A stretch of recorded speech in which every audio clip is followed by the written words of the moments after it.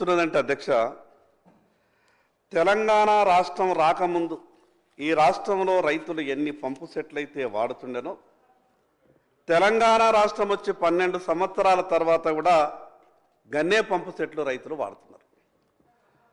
నిన్న మొన్నటిదాకా BRS party వాళ్ళు ఏమన్నారు? మేము చాలా గొప్పగా చేసినాం, ఈ పక్క గోదావరి ఆ పక్క కృష్ణ దాదాపు 90% పనులు పూర్తి చేసి తెలంగాణ రాష్ట్ర రైతులంతా కూడా సంబరపడే విధంగా మేము అన్ని కార్యక్రమాలు పూర్తి చేస్తామని ఒక పక్క బీఆర్ఎస్ పార్టీ మాట్లాడే ప్రయత్నం చేసింది. ఈరోజు ఉత్తమ్ కుమార్ రెడ్డి గారు మాట్లాడితే ఏమన్నారు? మేమేం తక్కువ చేయలేదు, 2 ఏళ్లలో మేము కూడా చేయాల్సిన కార్యక్రమాలు చాలా చేసినాం వారు చెప్పే ప్రయత్నం చేశారు.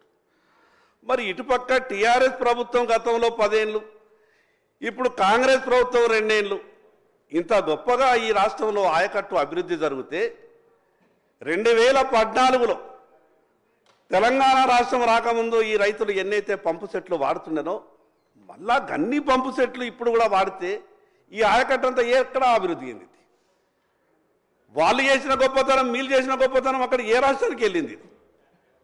ఈరోజు అధ్యక్ష, గోదావరి కృష్ణ జలాల మీదనే కాదు అధ్యక్ష, ఈ రాష్ట్రంలో ఉన్నటువంటి అన్ని ప్రాజెక్టుల మీద ఈ సభలో చర్చ జరగాల. ఎందుకు తెచ్చుకున్నాం అధ్యక్ష మనం తెలంగాణ? నీళ్ల కొరకే కదా. మన బాధంతా ఆ రోజు ఉద్యమ సమయంలో ఏం మాట్లాడాం అధ్యక్ష? నీళ్ళు వస్తాయన్నాం, నిధులు వస్తాయన్నాం, నియామకాలు జరుగుతాయని అన్నాం. నీళ్ళు ఎటువరియో కనిపిస్తలేవు.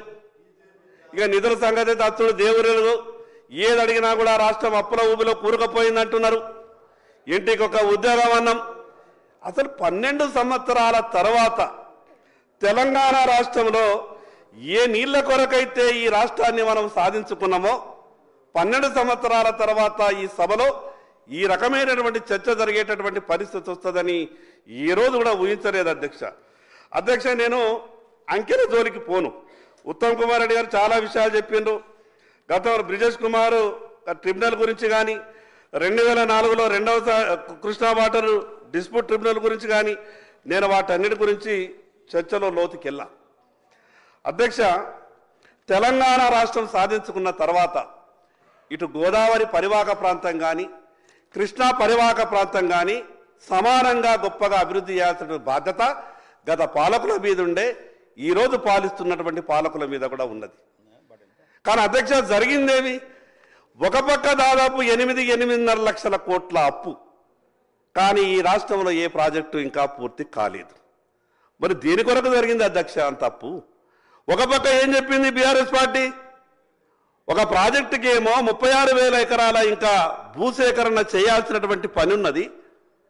46,000 ఎకరాల్లో భూసేకరణ చేసే ప్రాజెక్టు కేవలం 10,000 ఎకరాల భూసేకరణ జరిగి ఇంకా 36,000 ఎకరాల భూసేకరణ జరగాల్సిన్నా, కానీ చెప్పే మాటలలో ఏం చెప్పారు అధ్యక్ష? 92% పనులు పూర్తి చేసినామన్నారు. ఎట్లా ప్రాజెక్టు ఆకాశంలో కట్టిండ్రా? భూసేకరణ చేయకుండా 96% ఆ ప్రాజెక్టుని ఎట్లా పూర్తి చేయగలుగుతారు? అంటే అసలు తెలంగాణ ప్రజలు మేము ఏం చెప్పినా ఈ శాసనసభలో ఇద్దరేమో, వాళ్ళకు మిగతా టెక్నికల్ విషయాలు వాళ్ళకే మరతాయని అనుకుంటున్నామో, కానీ ఈ రకమైనటువంటి సభలోని ఇంత గందరగోళమైనటువంటి మాట్లాడే మాటలు ఈ సభ నుంచి విన్న తర్వాత చాలా బాధ అనిపిస్తుంది అధ్యక్ష. అధ్యక్ష, రాజోలు బండ డైవర్షన్ స్కీమ్లో భాగంగా తుంగభద్ర ద్వారా పాలమూరుకు నీళ్లు రావాలి. ఉద్యమ కాలంలో ఎంతో గొప్పగా మాట్లాడిన కేసీఆర్ గారు, ఆర్డీఎస్ నీళ్లు రాకుంటే, ఆంధ్ర వాళ్ళు ఆర్డీఎస్ని అడ్డుకుంటే బాంబులు పెట్టి పేల్చైనా సరే పాలమూరుకు నీళ్ళిచ్చే బాధ్యత నాది అని ఈనాటి మాజీ ముఖ్యమంత్రి ఆ రోజు 10 సంవత్సరాలు పాలించినటువంటి కేసీఆర్ మాట్లాడినటువంటి మాటలు ఈరోజు ప్రజలు గుర్తు చేసుకుంటే ఏం జరిగింది 10 ఏళ్ళు అనేది బాధ అనిపిస్తున్నది అధ్యక్ష. అధ్యక్ష, కృష్ణానదిపై ఉన్న మొదటి ప్రియదర్శిని జూరాల ప్రాజెక్టులోని నీటిని వినియోగించుకోవడంలో టీఆర్ఎస్ ప్రభుత్వం ఆ రోజు విఫలమైందని స్పష్టంగా భారతీయ జనతా పార్టీ చెప్పింది. 2014 కంటే ముందు 2014లో కూడా బీఆర్ఎస్ పార్టీ ప్రాణహిత చేవెళ్ల ప్రాజెక్టుకు ప్రత్యామ్నాయంగా జూరాల చేవెళ్ల ప్రాజెక్టును నిర్మిస్తామన్నారు. తర్వాత దాన్ని జూరాల పాకాల అన్నారు. తర్వాత దాన్ని ఊసేయలేదు.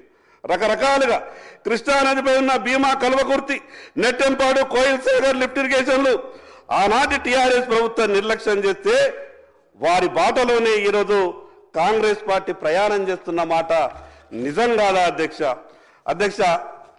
కల్వకుర్తి లిఫ్ట్ ఇరిగేషన్, ఆ కల్వకుర్తి లిఫ్ట్ ఇరిగేషన్లో సజ్జిపుల్ పూర్తిగా మునిగిపోయి ఆ పథకం ఆగిపోతే గత ప్రభుత్వం రిపేర్ చేయించలేదు.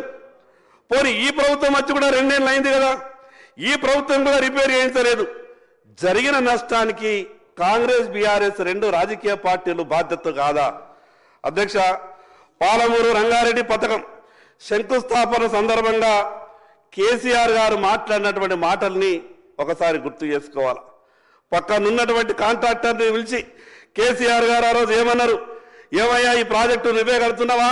ప్రాజెక్టుతో పాటు నాకు కూడా ఒక రూమ్ కట్టించు, నేనుండి 2 రోజులకు ఒకసారి ఇక్కడికి వస్తా, నువ్వు కట్టించేటటువంటి రూముల్లో ఉంటా, కేవలం నువ్వు ప్రాజెక్టు కడితే కుదరది, నాకు కూడా ఒక రూమ్ కట్టియాలా, నేను ఇక్కడనే ఉండి ఈ ప్రాజెక్టుని పూర్తి చేసే బాధ్యత నాది అన్నాడు.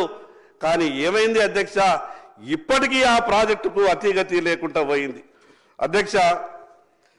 ఎన్టీ రామారావు గారి కాలంలో చర్చ మొదలుపెట్టి రాజశేఖర రెడ్డి గారి కాలంలో మొదలైనటువంటి ఎస్ఎల్బిసి ప్రాజెక్టు నల్లమల అటవీ ప్రాంతంలో 36 కిలోమీటర్ల టన్నెల్ ద్వారా శ్రీశైలం నుంచి నక్కలగండి వరకు గ్రావిటీ ద్వారా నీళ్లు రావాల్సి ఉండే.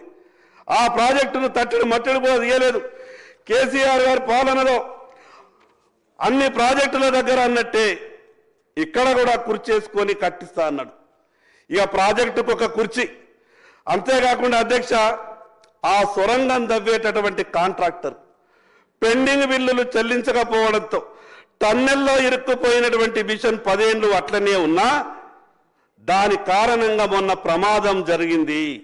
అంతమంది ప్రాణాలు పోవడానికి గత పాలకులు, ఇప్పుడున్నటువంటి పాలకులు బాధ్యత కాదా అధ్యక్ష? బీఆర్ఎస్ వల్లనైతే పాలమూరుకు అన్యాయం జరిగింది, దాంట్లో ఏమాత్రం అనుమానం లేదు.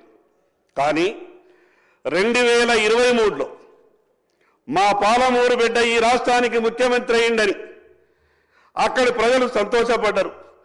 నిర్లక్ష్యానికి గురైనటువంటి ఎస్ఎల్బిసి ప్రాజెక్టు ముఖ్యమంత్రి రేవంత్ రెడ్డి గారి ఊరికి చాలా దగ్గర ఉన్నది. ఈ ప్రాజెక్టు పూర్తవుతుందని అక్కడ ప్రజలు కలలు కంటున్నారు. కానీ 2 ఏళ్ళు అయ్యింది సార్, మేము 10 నిమిషాలలో వచ్చేస్తాం.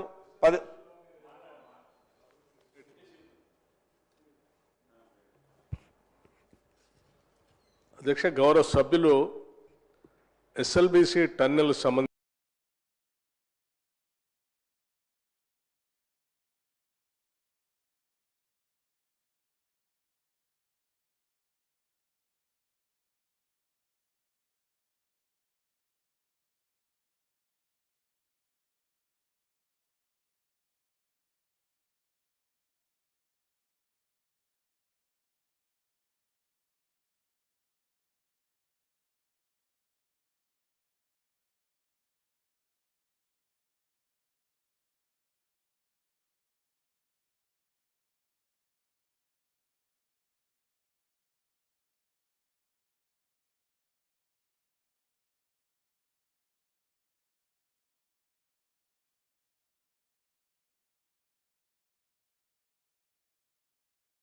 మార్క్స్ అట్లా ప్రభుత్వం చాలా సీరియస్గా తీసుకుని దాన్ని చేసింది.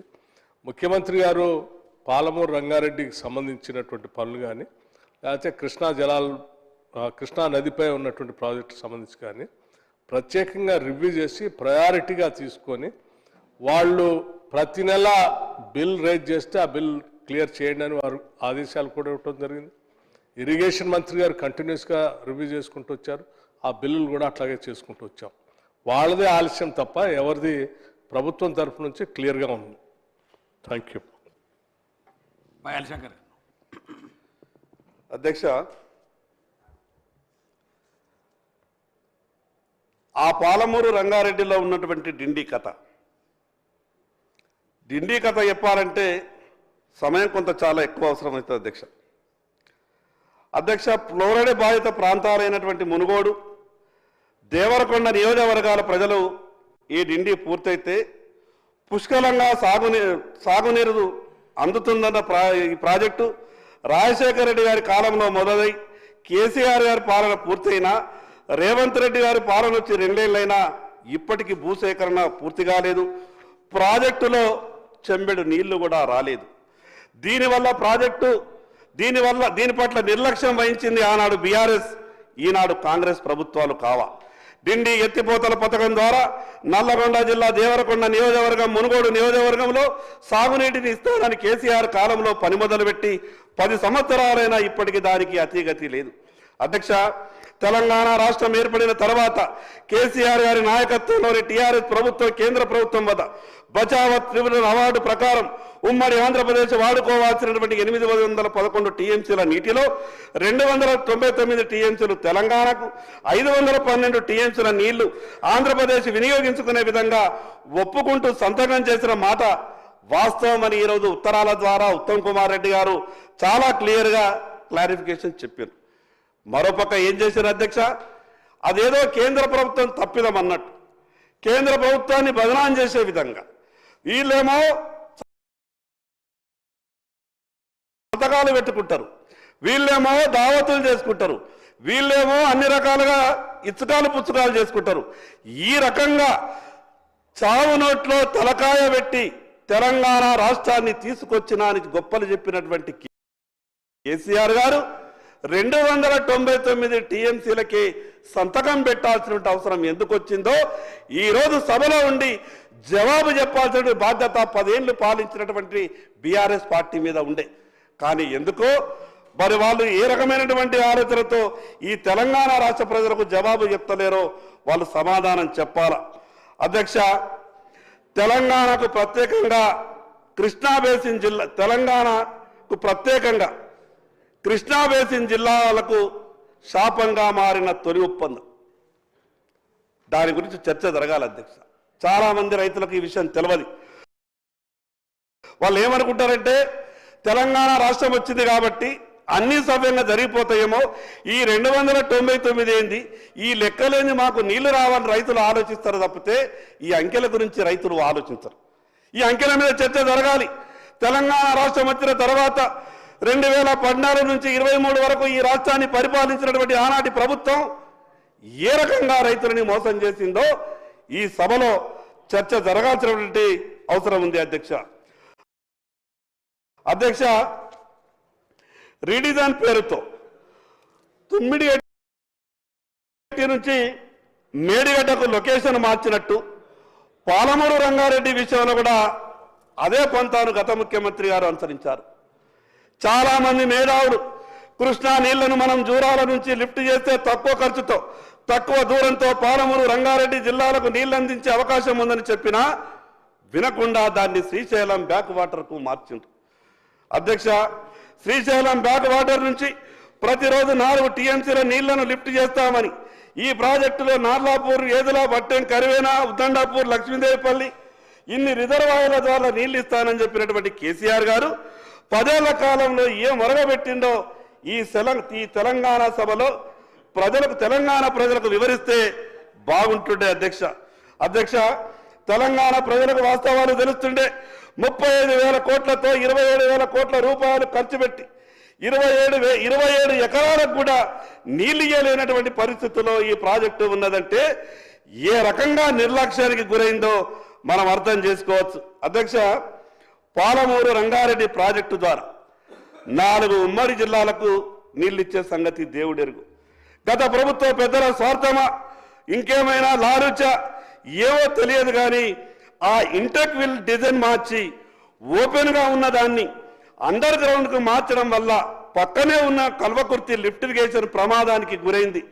అండర్ గ్రౌండ్లో సర్జిపూల్ నిర్మాణం వల్ల ఆ వైబ్రేషన్తో అతి దగ్గరలో ఉన్న కల్వకుర్తి లిఫ్ట్ ఇరిగేషన్ సర్జిపూల్కు క్రాక్స్ వస్తాయని ఆనాటి ఎంతో మంది ఇంజనీర్లు గత ప్రభుత్వానికి హెచ్చరించినా పెడచెవిన పెట్టి మేమే మేధావులమని మాకు తెలిసిందే చేస్తామని ముందుకు పోయి కల్వకుర్తిని కూడా ముంచిన మాట వాస్తవం కాదా? అధ్యక్ష, నేను ఈ ప్రభుత్వాన్ని కూడా ప్రశ్నిస్తున్నా. గత ప్రభుత్వం వాళ్ళ తప్పుల వల్ల కల్వకుర్తి, సర్జిపూల్ మునిగిపోయింది, మోటార్లేవి పనిచేస్తలేవు. కానీ మీరెందుకు ఇప్పటి వరకు వాటిని రిపేర్ చేస్తలేరో సమాధానం చెప్పాలా. అధ్యక్ష, పాలమూరు రంగారెడ్డి భాగంగా ఉన్న ఒక్క రిజర్వాయర్ పూర్తి కాలే, అదనంగా 1 ఎకరానికి నీళ్లు రాలే, నిధులు మాత్రం వేల కోట్లు ఖర్చయిపోయినాయి. జోగులాంబ గద్వాల జిల్లాలో నిర్మించాలనుకున్న గట్టు లిఫ్ట్ ఇరిగేషన్, 9 లిఫ్ట్ ఇరిగేషన్లు ఎక్కడున్నాయో ఇప్పటి వరకు ఎవరికి తెలియదు. అధ్యక్ష, పాలమూరి రంగారెడ్డితో రైతులకు నీళ్లు పారకపోగా గత ప్రభుత్వ పెద్దల ఇళ్లకు భారీగా నిధులైతే పారినాయని అది సోషల్ మీడియాలో ఏ రకమైనటువంటి ఇప్పటికీ వార్తలు వస్తున్నాయో మనమంతా కూడా ఒకసారి గమనించాల. అధ్యక్ష, ఆ రోజు మిగులు బడ్జెట్తో ఈ మాట చెప్పాలంటే బాధ అనిపిస్తుంది. అధ్యక్ష, ఆ రోజు మిగులు బడ్జెట్తో వేరుపడ్డ మనం పరిస్థితి గిట్లుంటే అప్పులతో బయటపడ్డటువంటి ఆంధ్రప్రదేశ్ ఆనాటి బీఆర్ఎస్ ప్రభుత్వ సహకారంతో కృష్ణానది నీటిని రాయలసీమకు తరలించడానికి సిద్ధమై మన సంగమేశ్వరం దగ్గర రాయలసీమ లిఫ్ట్ ఇరిగేషన్ ప్రాజెక్టును ప్రారంభించింది. రోజుకు 6 టీఎంసీల నీళ్లను లిఫ్ట్ చేసే కెపాసిటీ ఆ ప్రాజెక్టుది. పోతిరెడ్డిపాడు హైడ్రోక్యులేటరీ కెపాసిటీ విపరీతంగా పెంచేసి యథేచ్ఛగా నీటిని తరలిస్తున్న మాట వాస్తవం కాదా? దీనికి ఆనాటి తెలంగాణ రాష్ట్ర ప్రభుత్వం పూర్తిగా సహకరించిన మాట వాస్తవం కాదా? అధ్యక్ష, రాయలసీమ లిఫ్ట్ అనేది శ్రీశైలం రిజర్వాయర్ అట్టడుగు నుంచి నీళ్లను గుంజే ప్రాజెక్టు. అది రోజు నీళ్లను లిఫ్ట్ చేయడం స్టార్ట్ చేస్తే కేవలం కొన్ని రోజుల్లోనే శ్రీశైలం రిజర్వాయర్ ఖాళీ అవుతుంది. అదే జరిగితే ఉమ్మడి పాలమూరు, రంగారెడ్డి, నల్లగొండ, ఖమ్మం జిల్లాలు ఎండిపోవడం ఖాయం. ఆ ప్రాజెక్టు ప్రారంభమైనప్పటి నుంచి తెలంగాణ బీజేపీ అప్పటి రాష్ట్ర ప్రభుత్వాన్ని అలర్ట్ చేయడమే కాకుండా నేరుగా భారతీయ జనతా పార్టీ రైతులతో కలిసి గ్రీన్ ట్రిబ్యునల్ అప్రోచ్ అయిన కారణంగా గ్రీన్ ట్రిబ్యునల్ స్టే ఇచ్చింది. ప్రభుత్వం కూడా ఇన్వాల్వ్ అయింది. లేకపోతే కృష్ణానది రాయలసీమకే దారాదత్తం అయిపోయేటటువంటి అవకాశం ఉండే. అధ్యక్ష, గత బీఆర్ఎస్ఏ కాదు, అంతకుముందు ఉమ్మడి రాష్ట్రాన్ని పాలించిన కాంగ్రెస్ హయాంలో కూడా కృష్ణా జలాల్లో తెలంగాణకు అన్యాయం జరిగింది. ముఖ్యంగా 2004, 2014 మధ్య ఢిల్లీలో కాంగ్రెస్ ప్రభుత్వం, ఇక్కడ రాజశేఖర రెడ్డి గారి నాయకత్వంలోని కాంగ్రెస్ ప్రభుత్వం కృష్ణా నీటిని పోతిరెడ్డిపాడు గుండా రాయలసీమ ద్వారా పెన్నా బేసిన్కు తరలిస్తున్నప్పుడు ఆనాడు కాంగ్రెస్ నాయకులు ఒక్క మాట కూడా మాట్లాడలేకపోయింది. అధ్యక్ష, తెలంగాణ సాధించుకున్నదే నీళ్ల కోసం. 10 ఏళ్ళు బీఆర్ఎస్ పాలన, 2 ఏళ్ళు కాంగ్రెస్ పాలన. మనం సాధించింది ఏమిటి అధ్యక్ష? అధికారంలో ఉన్నప్పుడు ఆ రోజు బీఆర్ఎస్ ప్రభుత్వం ఇదే అసెంబ్లీలో స్క్రీన్లు పెట్టిండ్రు. రాష్ట్ర ప్రజలకు అరచేతిలో స్వర్గం చూపిండ్రు. టీవీల్లో అసెంబ్లీని చూసిన ప్రజలంతా నిజంగా ఈ ప్రాజెక్టులు కడుతున్నారు అనుకున్నారు. కానీ జరిగిన విషయాలన్నీ కూడా మాట్లాడుకున్నాం. 2023లో ఈ రాష్ట్రంలో అధికారంలోకి వచ్చిన కాంగ్రెస్ ప్రభుత్వం 2 ఏళ్లు పైబడింది. మరి వాళ్ళు సాధించింది ఏమిదో కాంగ్రెస్ ప్రభుత్వం ఈ సభకు తెలంగాణ ప్రజలకు సమాధానం చెప్పాలా? అధ్యక్ష, వాళ్ళు స్క్రీన్లు పెట్టిండ్రు, అసెంబ్లీలో వీళ్ళు కూడా స్క్రీన్లు పెట్టిండ్రు. స్క్రీన్ల మీదనే నీళ్లు వాడుతున్నాయి. అధ్యక్ష, స్క్రీన్ సైజులు కాదు, వాళ్ళు ఎంత గొప్పగా చూపించారు, అంతకన్నా క్లారిటీగా మీరు చూపించేటట్టు ప్రయత్నం చేశారు. మీరు స్క్రీన్లు పెట్టి సినిమాలు చూపిస్తున్నారు, స్క్రీన్ల మీదనే నీళ్లు వారిస్తున్నారు తప్పితే ఎక్కడా ఏ రైతు చేనులకు ఒక్క చుక్క నీరు రాలేదు. ఎందుకు ఇప్పటి వరకు అదనంగా ఎకరం సాగునీరు పారుతలేదో ఈ ప్రభుత్వం ప్రజలకు సమాధానం చెప్పాల. అధ్యక్ష, మన పక్క రాష్ట్రమైనటువంటి ఆంధ్రప్రదేశ్ కృష్ణానదిని రాయలసీమకు తరలించి ఇప్పటికే నిర్మించబడ్డ ఎస్ఆర్బీసీ ప్రాజెక్టుతో పాటు హంద్రినీవా, గాలేరు నగరి, వెలుగొండ ప్రాజెక్టులను దాదాపు పూర్తి చేసుకుని వాళ్ళు నీరు వారించుకుంటే మనం మాత్రం అసెంబ్లీలో స్క్రీన్లు పెట్టుకొని రాష్ట్రంలో అయిన అప్పుల మీద, చేసిన తప్పుల మీద, రాని నీళ్ల మీద చర్చించుకుంటున్నాం. ఇదా తెలంగాణ తెచ్చుకున్నది? మనం తెచ్చుకున్న అభివృద్ధి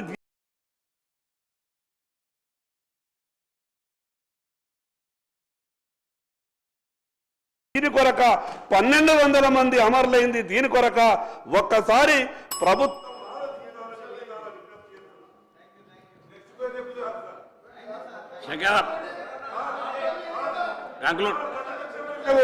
సార్ ప్రధాన ప్రతిపక్షాన్ని మాట్లాడేకుంటే ఎట్లా? చాలా మంది సభ్యులు సార్ చాలా మంది సభ్యులు ఉన్నారు. సార్ వినండి. మీ అధ్యక్ష ముగియండి తొందరగా. అధ్యక్ష, ఈ రాష్ట్ర మాజీ ముఖ్యమంత్రి కేసీఆర్ తెలంగాణ తెమ్మని పాలమూరు ప్రజలు పార్లమెంటుకు పంపిస్తే తెలంగాణ బిల్లుకు ఓటేయకపోయా, పాలమూరుకు నీళ్లు ఇయ్యకపోయా, ఏం పాపం చేసిండ్రు పాలమూరు ప్రజలు?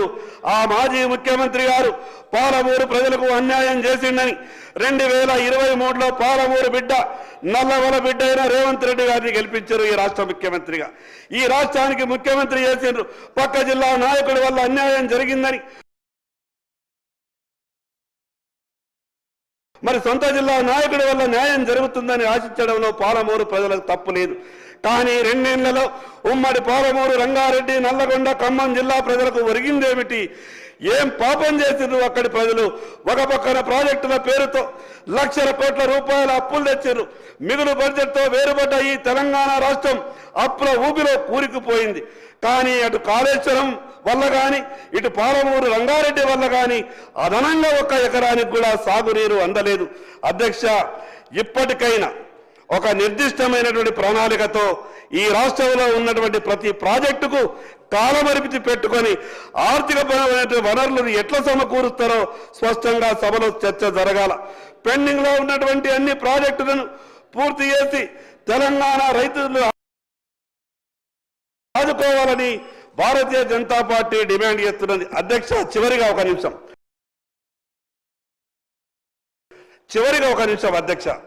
అధ్యక్ష, ఒక పక్క